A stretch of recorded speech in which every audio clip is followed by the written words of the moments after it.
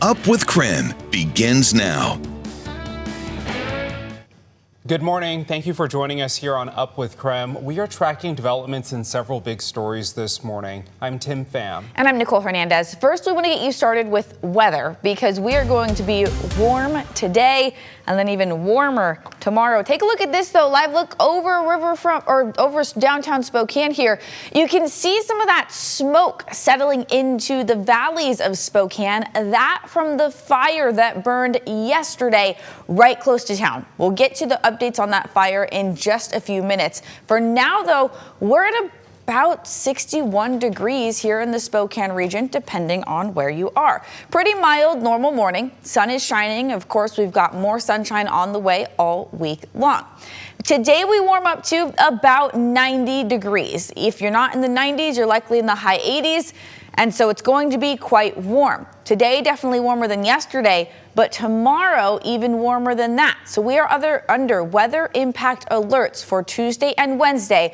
One, from some of that hot weather, but mostly because of the high fire danger that heat, dryness, and windy conditions are bringing us.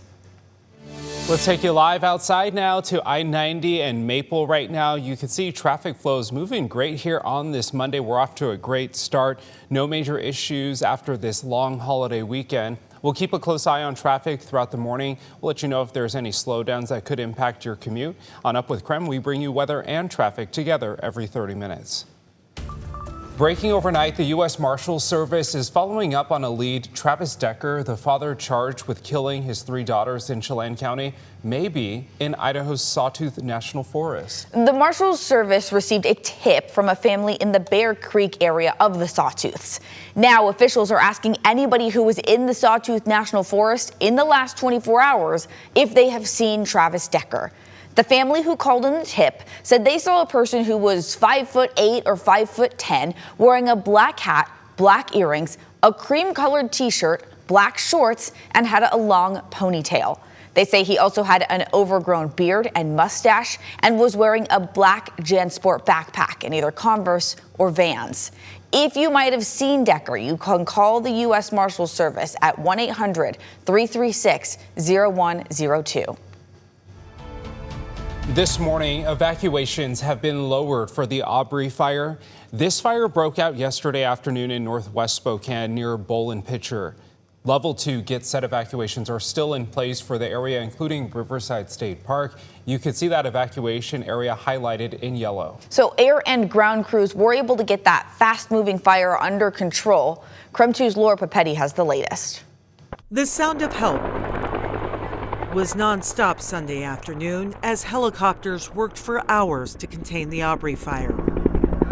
Plumes of smoke started about 2 o'clock in the afternoon. Evacuation orders were issued for neighborhoods nearby. The fire spread very, very rapidly. It went from 5 acres to 10 acres to 20 acres to about 50 acres now. Very, very fast progression. Across the river, people watched and waited to hear the latest. Joshua Jacklich watched not far from his home. So we stood there and watched it for a little while as it started to spread, and then the planes started coming, dropping water, and the helicopters. Quick air support and over 100 firefighters rushed to the fast-moving fire burning near the Bowl and Pitcher area. It was fueled by grass and timber, dry conditions, and wind. We were able to get those air resources, the fire bosses out of Deer Park here quickly to help the firefighters help knock that thing down, gives the firefighters time to get around that fire. Crews stopped forward progression of the fire and evacuation orders were reduced by late afternoon. Folks nearby were grateful that no homes were damaged or injuries reported. It's just an area we always hang out with, a special place. We just hope everybody's safe. Reporting in Spokane, Laura Papetti, KREM 2 News. Just a reminder, we are in the middle of wildfire season. As we enter these drier and warmer temperatures this week, make sure you have an evacuation plan just in case. You can protect your home and help prevent wildfires by clearing fire fuel near your house. Well, the most important thing you can do is, of course, have a plan. Should you need to evacuate, be ready to do that. If you are on that wildland-urban interface, make sure that your home is prepared. Start clearing all that brush out. Get that pine needles off the roof. Not only is it going to keep your home safe in the event of a wildfire, but should we need to come and protect your home it's going to allow us more success in doing that. We do have an update this morning for the Siegel fire burning south of Spokane near Bonnie Lake. In the last few hours, firefighters have updated the containment to 93%. The fire has burned around 700 acres. Over the weekend, evacuations were reduced to level 1. More than 200 crew members were on scene. Fire officials believe this fire was human caused, but that is still under investigation.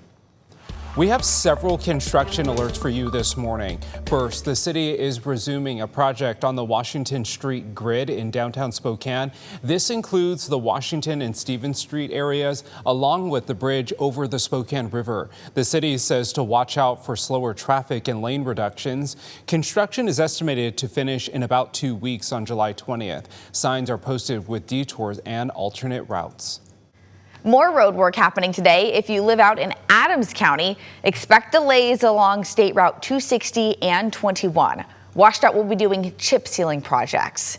Here's a map of the road work. WashDOT says crews will be out there Monday through Friday, 6 a.m. to 6 p.m. They will be reducing speeds in the area and closing some lanes. They say this project is supposed to last until August. And a heads up for your morning commute. Today, city crews are starting a major project in northwest Spokane. KREM 2's Brandon T. Jones live this morning for us. So Brandon, what kind of traffic impact can people expect as they head out the door today? Good morning. Yeah, good morning, Tim, Nicole. Well, lots of legs with this particular project. It's centered around West Francis Avenue and Assembly Street, but areas like Rowan, Driscoll Boulevard will also see some type of impact. So beginning as of this morning, we should start seeing crews here in just a few moments or so, but then estimated completion roughly around August 15th. That's an estimated date though. Again, this city says they're installing a new water transmission main from the low water pressure system to the Northwest Terrence water pressure system. Temporary traffic signals are located in all 4 directions at the intersection of Francis Avenue and Assembly Street, so expect rerouting and slowing traffic flows. Northbound Assembly Street will be closed between Rowan and Francis. Drivers will detour at Rowan Ave, and access to Dwight Merkel Complex will be available at Rowan. Southbound Assembly will also be closed between Francis and Rowan. There, drivers will detour at Driscoll Boulevard. And then access to Merkel will also be available at Rowan still. As for the water system project, the city says this is the first phase of a larger initiative to enhance water, sewer, stormwater, and traffic infrastructure in the area.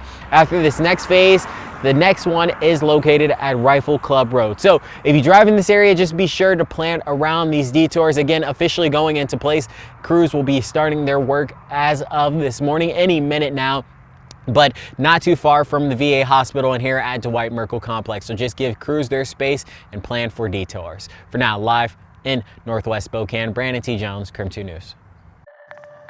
This morning, we are also learning more about a deadly crash that happened last night just north of Spokane near Colbert Road and US 2. Washington State Patrol says a 92-year-old driver ran a stop sign and ended up getting hit on the side by another driver. WSP says the driver who caused the crash died at the scene. New this morning, Mayor Lisa Brown is having a press conference today. She will introduce a new legislative package about affordable housing. The mayor's office says this is all part of the new Home Starts Here plan. The press conference will start at 11 o'clock this morning, so we'll bring you the latest on KREM 2 News at noon. New this morning, we now know the closing date for the Rite Aid in Coeur d'Alene. Our news partners at the Coeur d'Alene Press found out the store will close next Monday on July 14th. The recent closures are a part of the company filing for bankruptcy. The Rite Aid in Hayden closed their doors last month. Customers who use the pharmacy in Coeur d'Alene will most likely have their prescriptions transferred to other pharmacies. A live look at the White House this morning, where President Trump will welcome Israeli Prime Minister Benjamin Netanyahu today. The Trump administration says they're getting closer to a ceasefire deal. People from Hamas and Israel are meeting, and both sides say they are open to a 60-day ceasefire. A deal could include releasing the 10 living Israeli hostages and the bodies of 18 others. Israel would then partially withdraw from northern Gaza and give back some Palestinian prisoners and detainees. The plan would also allow the UN to bring aid into Gaza.